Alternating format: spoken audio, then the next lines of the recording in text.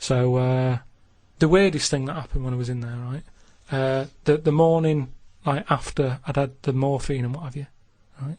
I slept pretty well, but I woke up and you have like a telly for your own bed, that you're allowed to use if you pay for it, right? So the glow from that woke me up because they come on at about 7:10, and the telly's in front of your head, right? So you're getting this glow and you're going, oh, what's that now?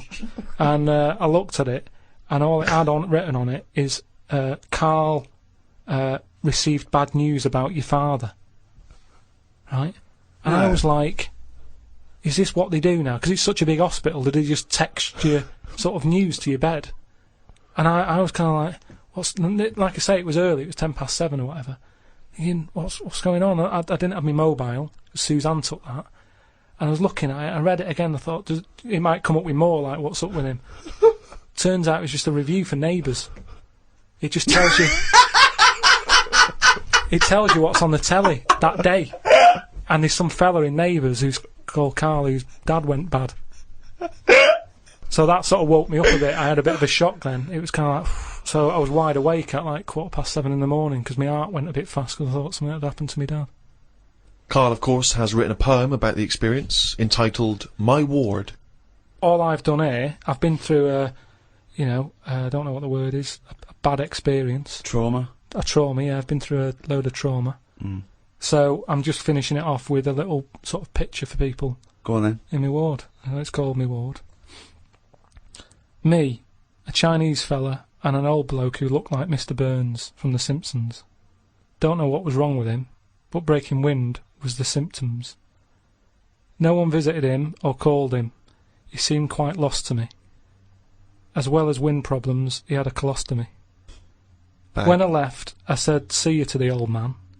Turned out the other fella wasn't Chinese. He was from Japan. I never found out what was up with him. You've got a little picture there, haven't you, of me sat in my ward. I'm sat there with that fella who I didn't talk to, the old fella who had wind problems. And that's what a poem is, isn't it? But the detail about you thought he was Chinese and he turned out to be Japanese, how is that evocative? That's just a piece of misinformation. It's just I like it. I imagine a lot of people make that same mistake. I like it, because you know why? It's like, he even makes digressions within his poem. Yeah. Do you know what I mean? It's like, he could have gone back and erased that, but he didn't. He left that digression in, and I think that's great. It's very honest. Yeah. So, you've done quite a few bits there from the diary, right? The other week you were saying a diary to sort of be famous and what have you, it's got to have a big event in it. That's a big event in my life, right? Mm. Peeps did a diary that had big events in it. You said about the fire on Pudding Lane. I've had a kidney stone here. You write about puddings you've had.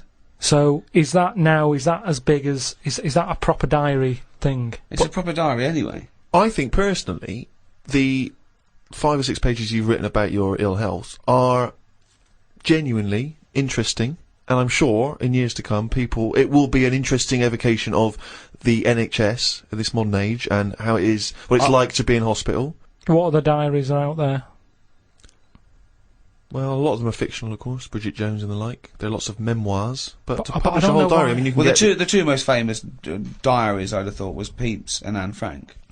But Yeah. Kenneth Williams' diaries were published after his death. Many celebrity diaries have been published. Alec Guinness, people like that. And is that just their last year, or did they do it when they were doing a lot? Because if yeah. they're old and sort of not working well, a diary isn't that good. Well, often the moments, prior to their passing are some of the most interesting. You see their final thoughts and final days. Yeah, but are they just, you say different things when you're ill? When I was on that table about to go under and you're thinking this might be it, different thoughts on the world. Do you know what I mean? Different priorities. What's the most profound thing that you thought that it was because of your illness? Just as I went under, the last thing I said to this woman was, "Oh, you look different with that on." And oh, you look different with a hat on. Yeah, it was the woman who gave me the injection, and she'd been round to the bed beforehand, sort of saying, "Right, you're allergic to this. Can you eat strawberries?" And I was a bit like, "Why are you asking me that?" And she went, "Well, no, a lot of people are allergic to strawberries." And I was saying, "But is there any trace of strawberries in the stuff?" And she's like, "No, it's just that a lot of people are." And I said, "Well, no, I eat them." And then she's like, "What about fish?" And I said, "I like some, but I haven't had them all." And and then she turned to Suzanne at that point and said, do you know of anything he can't eat? She sort of said... Like turning to the mother? Yeah. When the child can't answer? But she was this woman, and she didn't have a hat on or anything. And then when I went down there, I didn't realise it was the same woman until I was lying there and she started to inject me. And I just said, oh, you look different with that on. And then I went out, and when I woke up, the woman sort of came round and just sort of said, oh, it's weird that was the last thing, like you said. And that made me think that could have been my last, like fighting on the beaches or whatever. That could have been my little thing. You look different with a hat on, Karl Pilkington. Oh, God. In its own way, it's quite wise. People do look different with hats on. I think his last words would be something like, can this kill you? Yeah. Suzanne, can you drink bleach?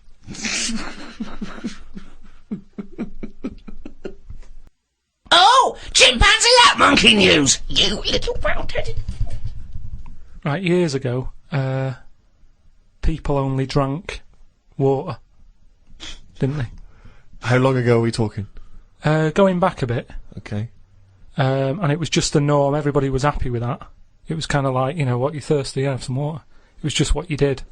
And it was more of... Well, no, not only water. No, it was. It was kind of like... Well, they drank milk at birth, didn't they? Yeah, as a baby. But then you don't have that when you're older. What I mean is more now, as we've discussed, is more of everything. So I thought there was fruit juices in... Yeah, but what... stuff. I mean, when people were thirsty, it was like, well, have water. They didn't go, what do you want? Do you want this? Do you want that? I'm just saying they had it for a purpose as opposed to something for the taste buds. Right? Yeah. So anyway, so this town, right? It was in the middle of nowhere somewhere. Yeah. It's the detail that makes the story, isn't it? The pinpoint accuracy of detail. So it was a while ago, and it was in a town somewhere. Brilliant. In the middle of nowhere. And what used to happen is barrels used to appear, right? These sort of do you know like how they have wooden barrels that beer and that comes in? Right. One of those used to just be in this village, and everyone who lived there was used to this sort of drink that used to crop up, right? Well, because they were used to it, they didn't question it. It was kind of like, yeah, it's what happens if you live here. Sorry, so I don't understand. So what's in the barrel? It's a barrel in the town square. Well, it's this drink. Right? And so it's not water. It's not water. It's a mysterious other drink. Well, I'll tell you now. It's like a fruit drink. Okay. And back then, I mean, I speak to my mum, and she didn't have a banana till she met me dad, and they were made up of fruit. Sorry, is that sort of a euphemism? I don't know what that means. No, but what I mean is he came a calling with a banana? No, with a bunch of bananas and some flowers. No, but what I'm saying is, it was like a fruit drink, and for years and years, people didn't drink fruit. It was an eating thing. Do you know what I mean? It was an eating thing. It was an eaten. Yeah, what, it was. You're thirsty, have some water. What? You're hungry? Have a banana. Have an orange. Sure, but the idea of combining the two, crazy. They never used them in that way. So anyway. So a mysterious fruit-based drink is turning up mysteriously in this town for years. No one questions it. No one thinks. Just because it's in that area. I'm sure, like Here come the milkman. No, but in the same way that in Scotland they'll have fried Mars bars and that. Yeah. They don't bat an eyelid at that.